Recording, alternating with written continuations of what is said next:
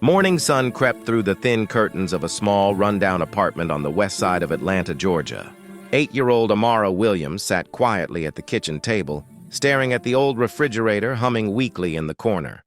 When she opened it, the light flickered for a second before revealing what she already knew: just a few eggs, half a loaf of stale bread, and an almost empty ketchup bottle. Her stomach growled, but she ignored it. She wasn't thinking about herself. She was thinking about her little brother, Caleb, who was only 4 and crying softly in the next room. "Mara, I'm hungry," Caleb whimpered, rubbing his eyes. His voice was small, tired. "I know, baby," Amara said gently, brushing his curls aside. "Mama will be better soon, okay? I'll get you some milk." But her mother, Lena, wasn't getting better anytime soon. She had been sick for weeks, her job at the diner gone, her energy drained. Bills piled up on the counter. The landlord had knocked twice this week, threatening eviction. Still, Lena tried to smile, telling Amara to be brave, to hold on. Amara took her mother's old sweater, wrapping it around her tiny frame. The sleeves hung long, but it kept her warm. She slipped her feet into worn sneakers with the soles nearly gone and picked up a little blue notebook from the table. On the first page, written carefully in her childish handwriting, were the words, "I promise to pay when I grow up." She tore that page out and folded it neatly into her pocket.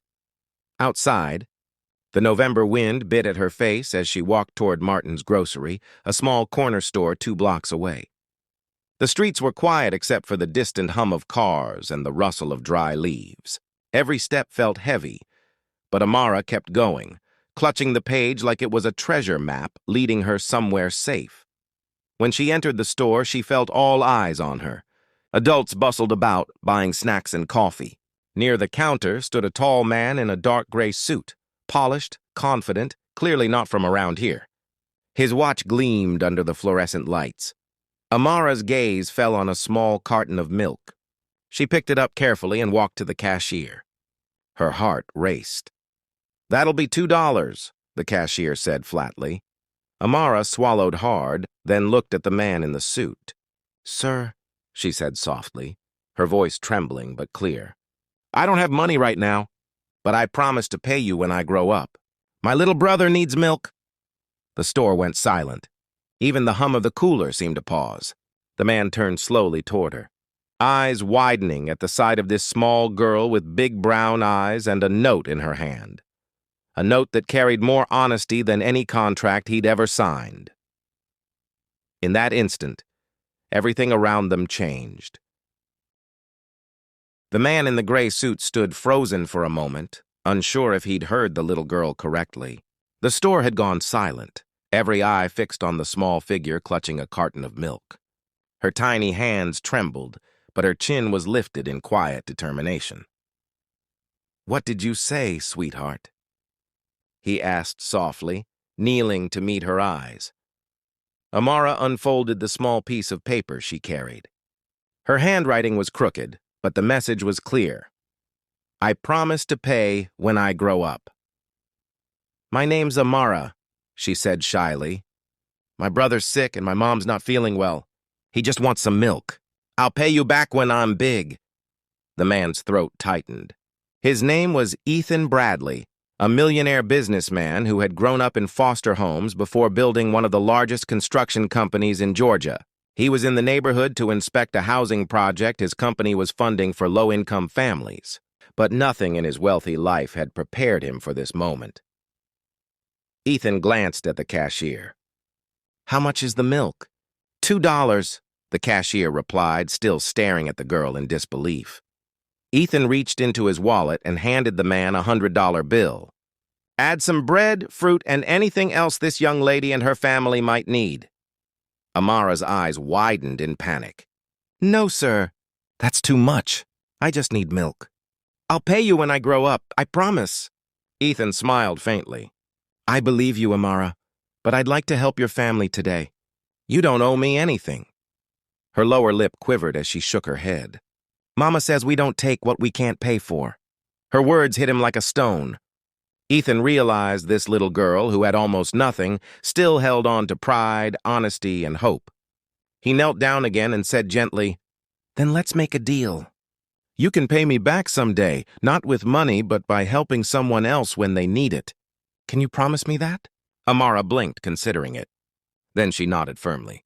"I promise." The cashier began to pack the bags with milk, bread, fruit, and some canned soup. Other customers smiled quietly, moved by what they witnessed. One woman even wiped her eyes. As Ethan walked her to the door, he asked, "Where do you live, Amara?" "Over on Grant Street," she said. "The white building with the broken steps? Apartment 3B. He nodded, storing the address in his mind. "Take care of your brother, and tell your mama that someone believes in you both." Amara gave a small smile that lit up her tired face.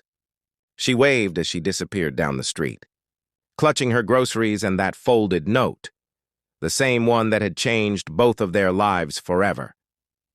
Ethan stood by the door long after she left, heart heavy yet warm. For the first time in years, he felt something money could never buy: purpose. 2 days had passed, but Ethan Bradley couldn't get that little girl out of his mind.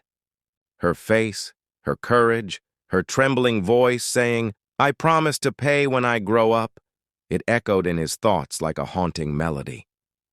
He had spent years surrounded by powerful people, business meetings, and luxury, yet none of it had ever moved him the way that little girl's honesty had.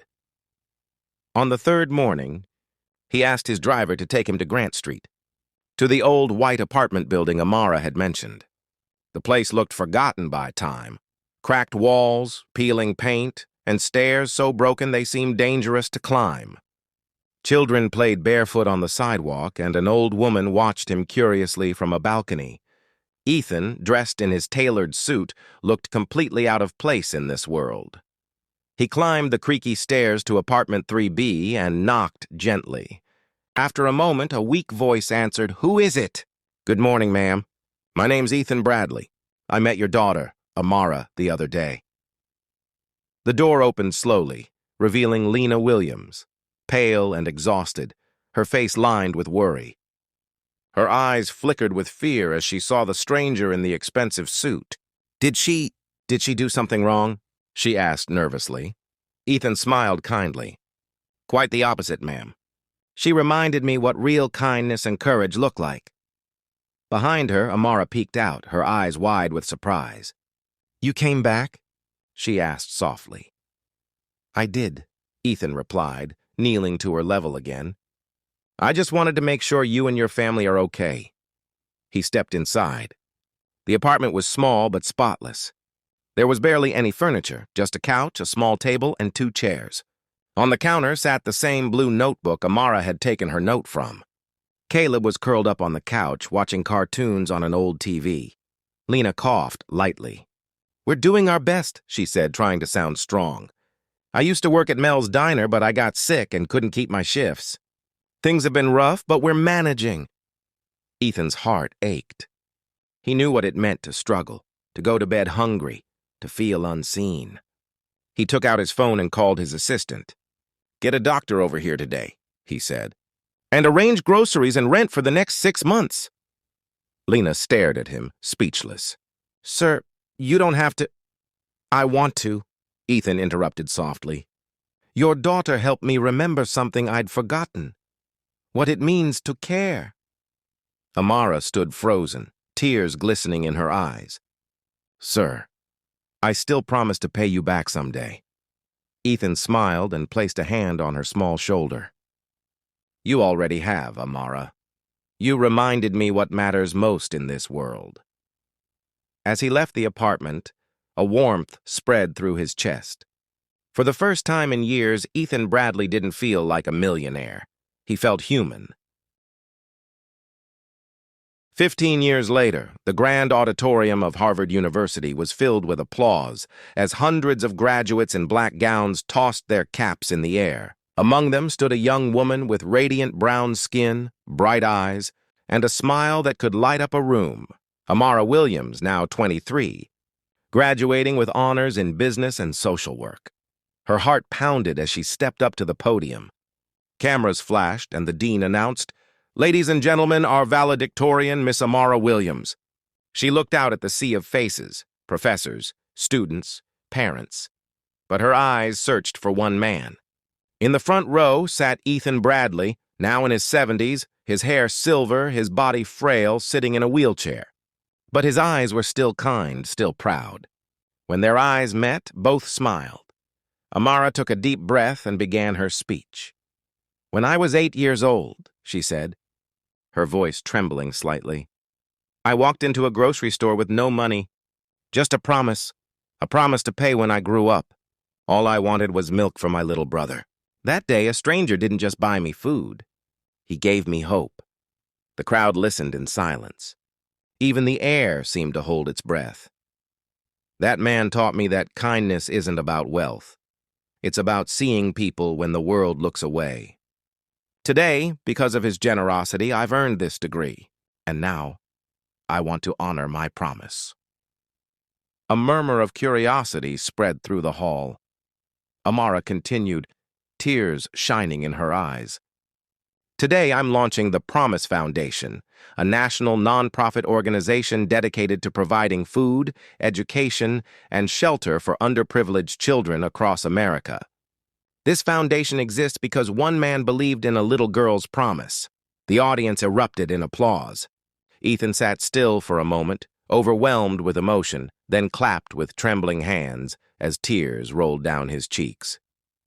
After the ceremony, Amara walked off the stage and made her way to him. She knelt beside his wheelchair holding something small, a carton of milk. "Do you remember this?" she asked softly. "It's just like the one you bought me that day." Ethan chuckled through his tears. "How could I forget, Amara? That little carton changed my life, too," she smiled warmly. "You told me to help someone when I grew up. I kept my promise." He reached out, his hand trembling, and held hers. "And you gave me something far greater in return. Hope that the world still has good hearts like yours." Around them, cameras flashed, students cheered, and professors wiped their eyes. In that moment, two lives, one once lost in wealth, the other born in struggle, came full circle. The millionaire who had given without expecting anything, and the girl who had believed that promises still mattered, had both kept their word. And somewhere deep inside, Ethan whispered, "You paid me back, Amara, 1,000 times over."